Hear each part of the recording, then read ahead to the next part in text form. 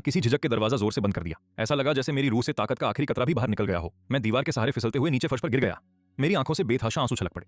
फिर भी उस दर्द के नीचे मुझे एक अजीब सी आजादी महसूस हुई। आखिरकार मैं अपने पिछले जीवन की उस त्रासदी से मुक्त हो गया। मैंने जल्दी जल्दी अपने चेहरे के आंसू पोंछे और लड़खड़ाते हुए अपने कमरे की सुरक्षा की ओर भागा। उस पूरी रात मेरी आंखों में एक पल की भी नींद नहीं आई। तड़के सुबह मेरा फोन अचानक वाइब्रेट हुआ। यूमो, क्या तुम विदेश आकर अपनी मां के साथ रहना चाहते हो? सालों पहले जब यून ग्रुप ने विदेश में अपना कारोबार फैलाने का सोचा तो मेरी मां अकेली ही विदेश चली गई। उसे डर था कि वह मुझे पालने के लिए वक्त नहीं निकाल पाएगी। उसने मुझे अपनी छोटी सहेली मिकाई की देखरेख में छोड़ दिया और वह साथ कई सालों तक चला।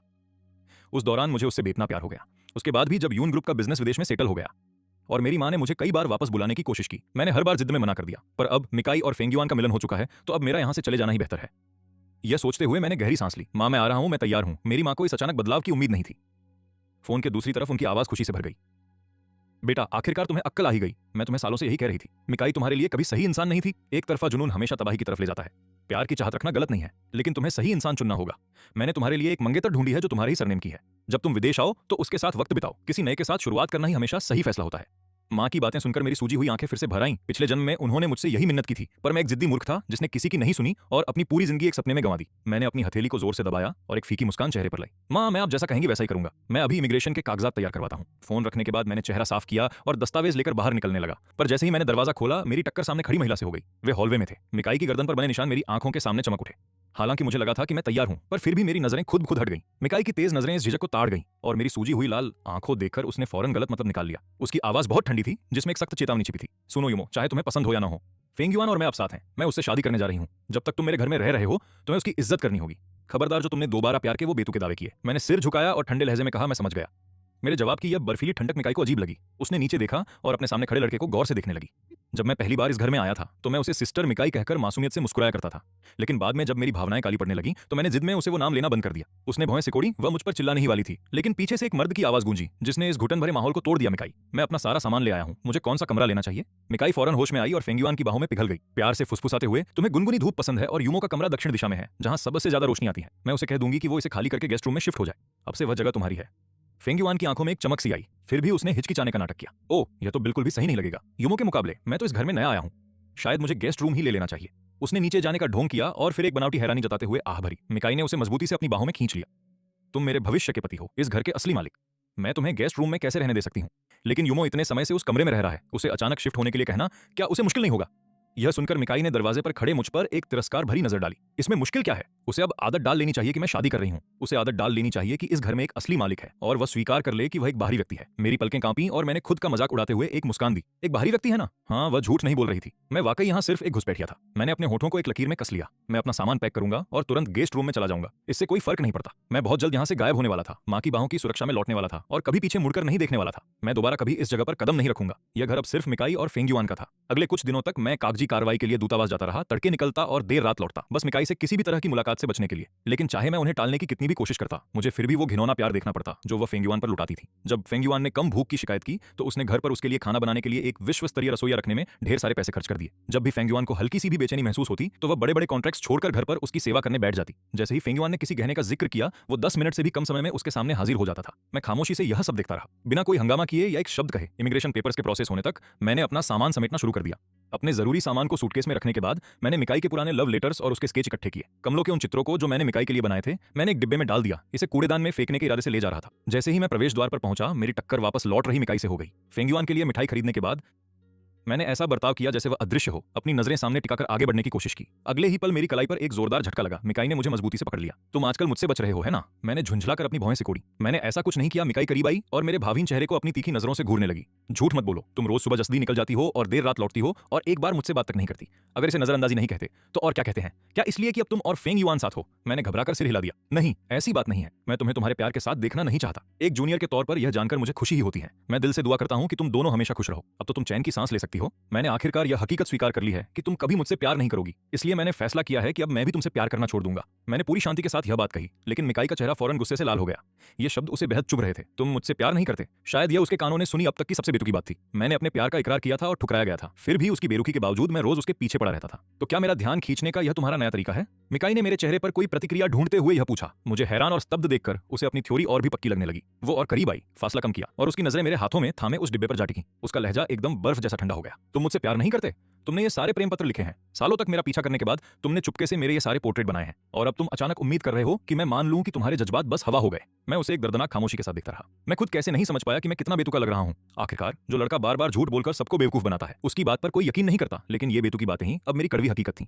आंटी, मैंने सच में एक लंबे अरसे तक आपको चाहा है, पर आप कभी मुझसे प्यार नहीं करेंगी, इसलिए मैंने हार मान ली है। मैं पूरी तरह पीछे हट रहा हूं। ये आखिरी शब्द मिकाई की आंखों में झांकते हुए कहते हुए मैंने उस डिब्बे का सारा सामान फर्श पर पलट दिया। मैंने उन प्रेम पत्रों और रेखा चित्रों को एक एक करके फाड़ना शुरू कर दिया। बर्फ की तरह गिरते हुए कागज के उन सफेद टुकड़ों के बीच मैंने देखा कि राहत के बदले उसके चेहरे के भाव नहीं बदले। इसके बजाय उसका चेहरा और भी ज्यादा खतरनाक तरीके से तन गया। जैसे ही मुझे लगा कि शायद मैंने उसे गलत समझा, मिकाई की आवाज किसी तलवार की तरह गूंजी, नाटक बंद करो, ये खेल खेलना बंद करो, पर मेरी बात कान खोलकर सुन लो। तुम चाहे कितनी भी तरस खा लेने वाली हरकतें कर लो, मैं हमेशा सिर्फ और सिर्फ फेंग युआन से ही प्यार करूंगी। उस धमाके वाली मुलाकात के बाद मिकाई और मेरे बीच एक शब्द का भी आदान प्रदान नहीं हुआ। मेरे पास उससे कहने के लिए कुछ बचा ही नहीं था। वह मान बैठी थी कि यह सब बस मेरा ध्यान खींचने का एक जहरीला खेल है, और उसने मुझे कोई भी प्रतिक्रिया देने से मना कर दिया। यह शीत युद्ध मी परिवार के भव्य भोज तक चलता रहा। अतीत में ऐसी महफिलों में मैं उनका लाडला होता था, उसके माता पिता की दुनिया का केंद्र। मी परिवार मुझ पर प्यार और फिक्र की बारिश कर देता था, और सिर्फ मिकाई ही मुझे उस भीड़ से बचाकर बाहर लाती थी। लेकिन अब मी परिवार की सारी तवज्जो पूरी तरह फेंग युआन पर शिफ्ट हो गई थी। आखिरकार वह मी घराने का होने वाला वारिस जो था। मैं बस एक बाहरी शख्स था, और वे बखूबी जानते थे कि असली ताकत अब किसके हाथ में है। एक ही सुबह में मैंने देख लिया कि मी परिवार फेंग युआन को कितनी अहमियत देता है। मी परिवार का लेजेंडरी जेड पेंडेंट खुद मिसेज मी ने उसके कमर पर बांधा था। जैसे ही उसने घर की दहलीज पार की, जहां तक उस पवित्र जेड की बात है, मैंने तो अपने पिछले जन्म में उसकी एक झलक तक नहीं देखी थी। जब दावत शुरू हुई तो परिवार ने खुलेआम चर्चा शुरू कर दी। शादी की तारीख को लेकर बातचीत हुई, और भोज खत्म होने तक शादी पक्की हो चुकी थी। जैसे ही मैं मिकाई के साथ वापस जाने के लिए तैयार हुआ, मिसेज मी ने मुझे अचानक बुलाया और कहा कि उन्हें निजी तौर पर कुछ बात करनी है। हम जैसे ही स्टडी रूम में दाखिल हुए, उन्होंने सीधे मुद्दे की बात की। युन्मो, अब वक्त आ गया है कि तुम मिकाई की जिंदगी से हमेशा के लिए निकल जाओ। तुम अच्छी तरह जानते हो कि मिकाई और फेंग युआन अब आधिकारिक तौर पर साथ हैं। अगर तुम यहाँ टिके रहने की जिद करोगे तो मिकाई को अंतहीन मुसीबतें देने और खुद को तमाशा बनाने के अलावा आखिर तुम हासिल क्या करना चाहते हो? मिसेज मी ने मेरे प्रति अपनी नफरत छिपाने की कोई कोशिश नहीं की। मेरे सीने में कड़वाहट की एक अजीब लहर दौड़ गई। कभी एक वक्त था जब मिसेज मी मुझे वाकई बहुत प्यार करती थी, लेकिन वह लगाव उस दिन खत्म हो गया जब मैंने मिकाई के सामने अपने जज्बात जाहिर किए।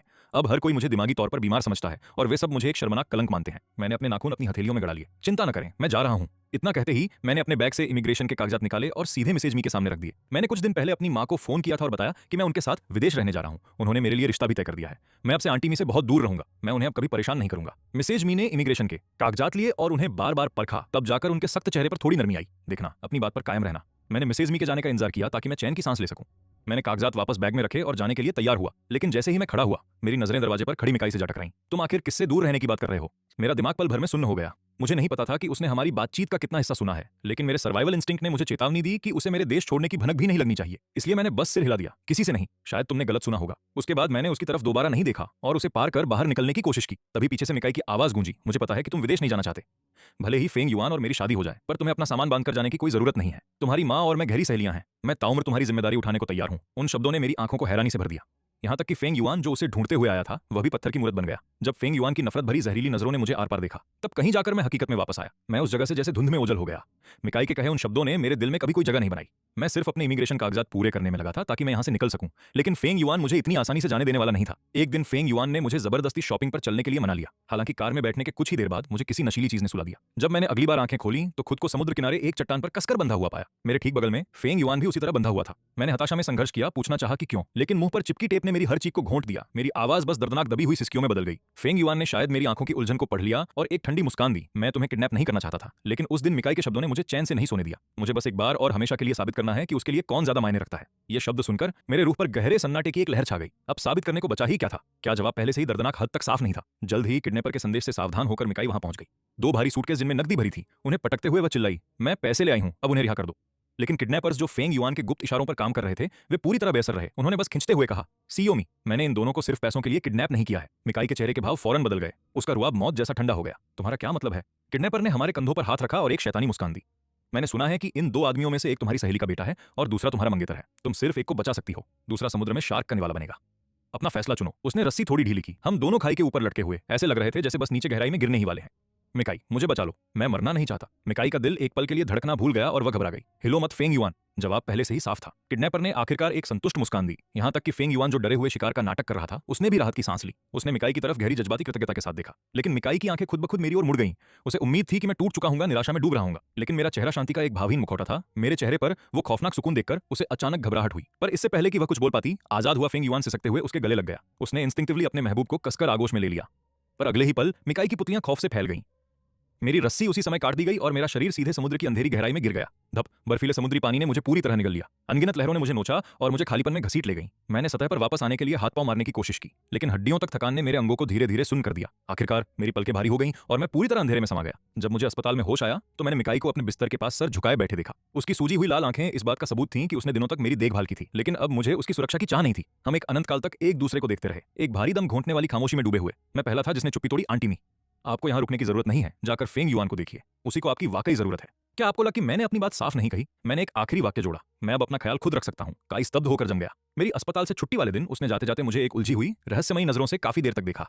यह इत्तेफाक था कि वह दिन फंगुआन का जन्मदिन था।